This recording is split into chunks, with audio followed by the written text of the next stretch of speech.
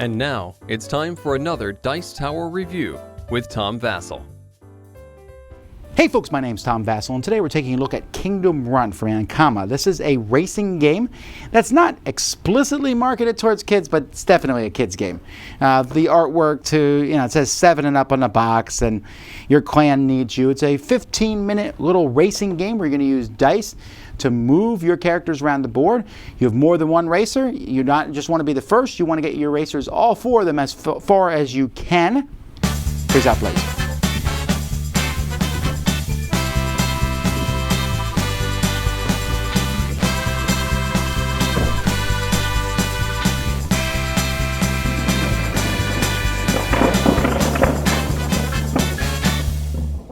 There's a bunch of victory points that are evenly split between all the players. Each player is going to get 4 running pieces, one of their color, and place 1 on the 4 starting spaces. You'll build the racetrack pretty much any way you want, just making sure you follow the path, and putting 2, 3, 4, 5, 6 in ascending order.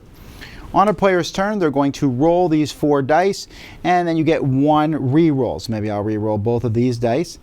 That's a pretty bad roll, actually. And the reason why is because you can only use each symbol once. The exception to that is if you roll the equal side, you can use that and use one of the symbols twice, but that's the only time that can happen. So what do the symbols do? You can do them in any order you want. You have movement. So when you have movement, you'll pick up a spot here on the board from 1 to 4 people there, and go 1, 2, 3, 4 like that. I'm assuming you'll put yours in the farthest spot, but maybe you won't. Maybe later on pick up this one and move him 1. That's up to me. This grappling hook symbol here lets you catch up to the next person in front of you. So if this person was here, I could go all the way up to that spot. The water lets you move to the next lake. Or if you're in a lake, move forward 1. In fact, that's the only way to get out of a lake once you're in one.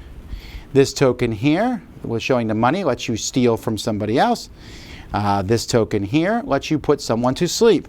When you put someone to sleep, you turn their token over. It has a black background. That person can't move or do anything until their owner spends a sleep die to wake them back up.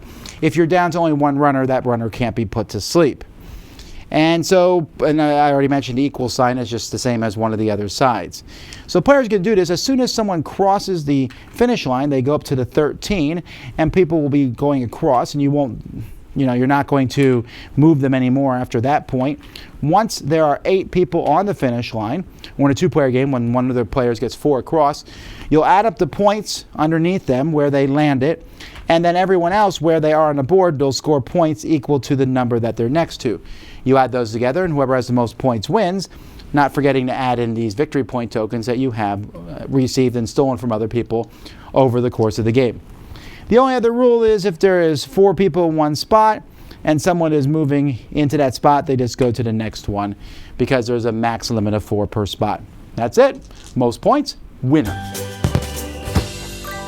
Kingdom Run rulebook is very, very simple. Just a few rules. I like this page here. I do wish they had maybe like a little cheat sheet that players could have used.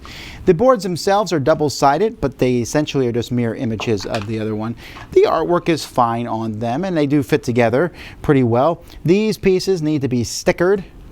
And you can see that there's the awake and the sleeping side. The sleeping side is darker, so that's how that works. These tokens are fine. The dice are pretty good quality. I was pretty happy with these dice. They don't seem to be fading at all. So whichever way they're printing to keep this stuff on works well. The only problem we ran into was sometimes it's easy to mix the two. The bag and the potion look a little similar, but that would be my only. That's super minor. The component quality for the game is fine. I was very pleased with this game. This might not be a game that I would play with adults. Like I said, I think it's marketed towards kids. There's maybe that you're constantly stealing those victory point tokens back and forth.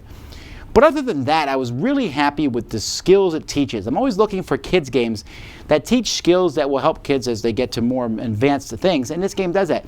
You have 4 dice. You want to first have that choice, do I want to re-roll some of them? Great, which ones do I re-roll? Now I have these dice. Which ones am I going to, how am I going to use them? Did I roll an equal sign? Which die am I going to copy? What's the order? If I move these 4 in a kind of a Mancala type thing, 1, 2, 3, 4, and then I catch that one up to this one, and then I move water, I've been able to move that guy really far.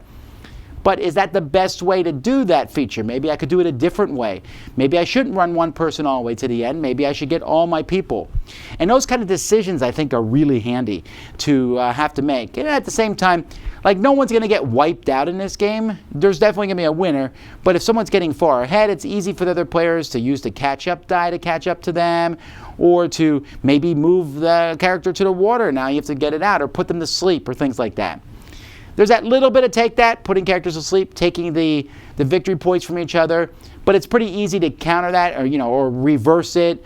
And every action you do that hits somebody else is one less good action for yourself, so players have to take that in mind also. A small little box, a small package, bright colors, fun for kids. Definitely one to check out. That's Kingdom Run. Dice Tower Judgment, kid approved.